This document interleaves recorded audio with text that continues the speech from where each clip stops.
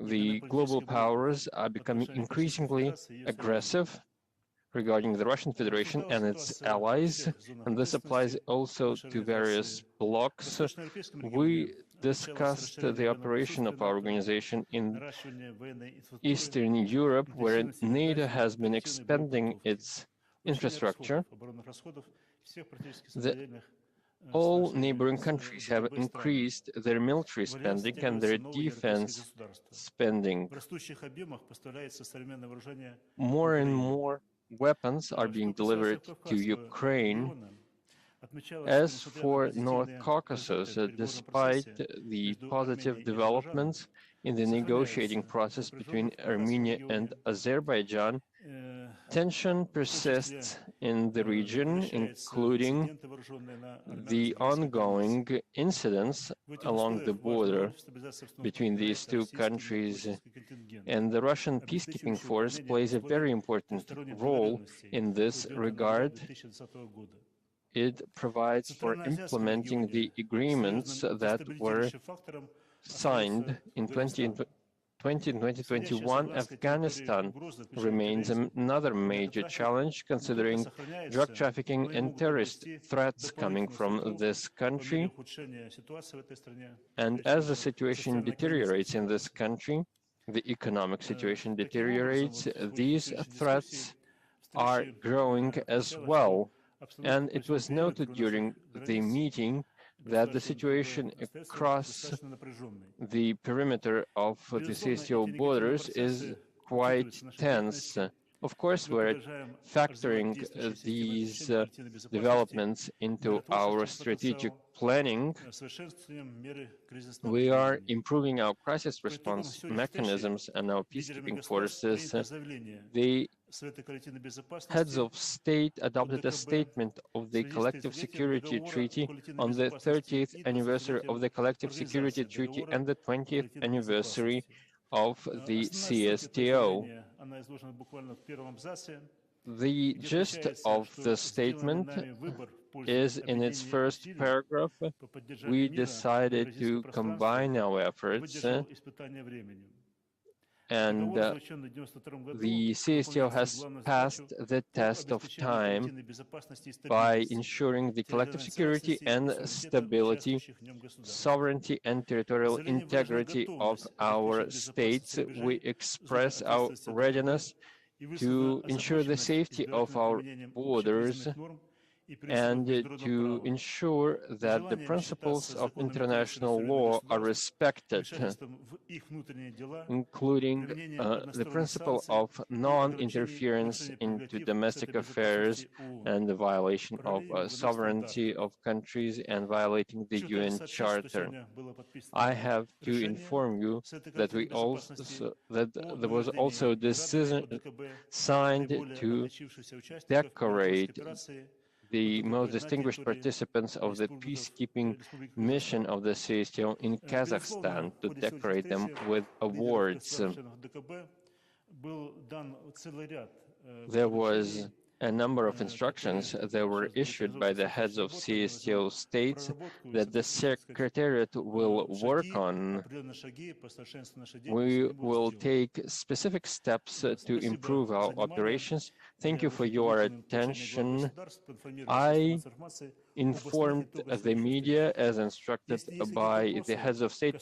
If you have any questions on today's meeting, I will be ready to answer them.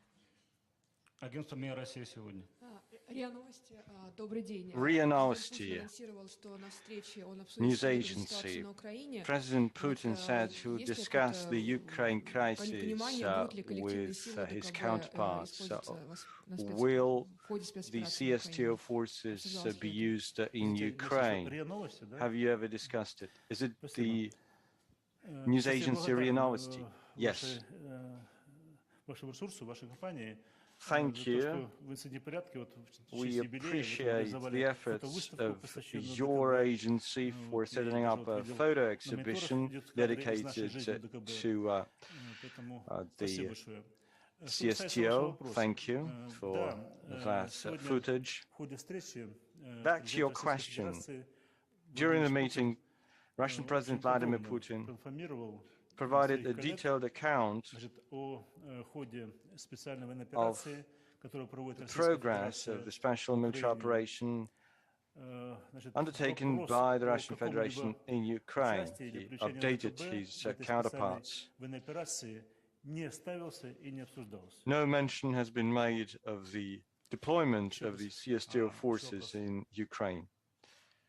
We have not discussed it. Any other questions? Belt, news agency Belt. Mr. Zas, during the summit, President Putin spoke about his response to Sweden and Finland's plans to join NATO. What is your take? How will their accession impact the security in the region? What response measures will be taken?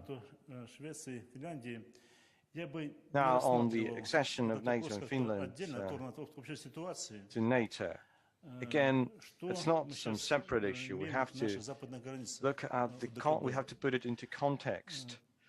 What do we have on our western borders? We are seeing possible further militarization and more tension on that border. They ramp up spending, they ramp up the troops, they will deploy more forces right on the border. Previously, we talked about militarization of Eastern Europe. Right now, this would also apply to Northern Europe. We don't really know what will transpire, but it's apparent that these steps would escalate tension in Europe. That's quite obvious, and an official declaration by the CSTO was made on that score.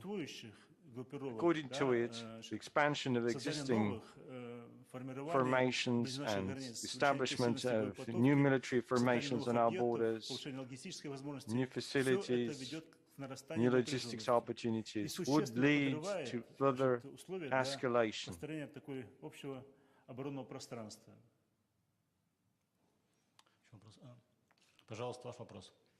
What is your question? Please introduce yourself. I'm from the newspaper Izvestia. The Minister of Defense from Belarus said that dozens of countries will join the CSTO, that it will expand. What countries could be the candidates for the expansion? I appreciate Mr. Hrenin for his views on the role of the CSTO and his optimistic outlook. We talked about that. We talked about the prospects of the CSTO. What I'm 100% sure is that any attempts to so divide between our countries will result in nothing. Our organization will remain there and will get stronger.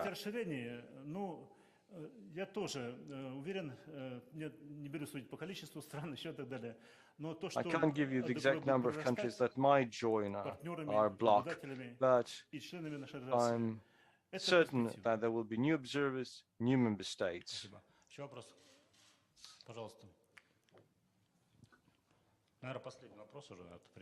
And the last question. I represent an Armenian TV journalist. Armenia's Prime Minister said today that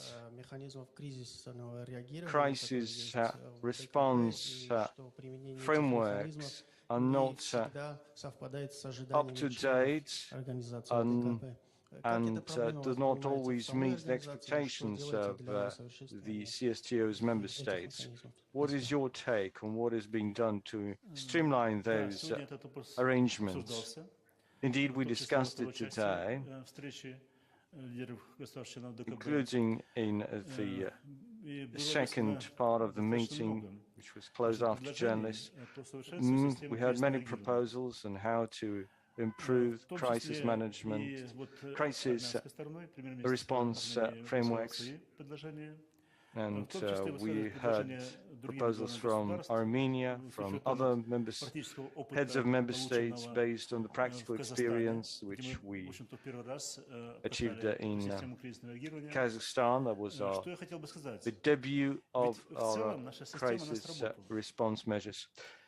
Here's what I want to say. Overall, it's been successful. We had to address some of the issues on the spot. We shouldn't do it going forward. Right now, we need to readjust some of the arrangements. But overall, the framework has been sustainable and quite operational.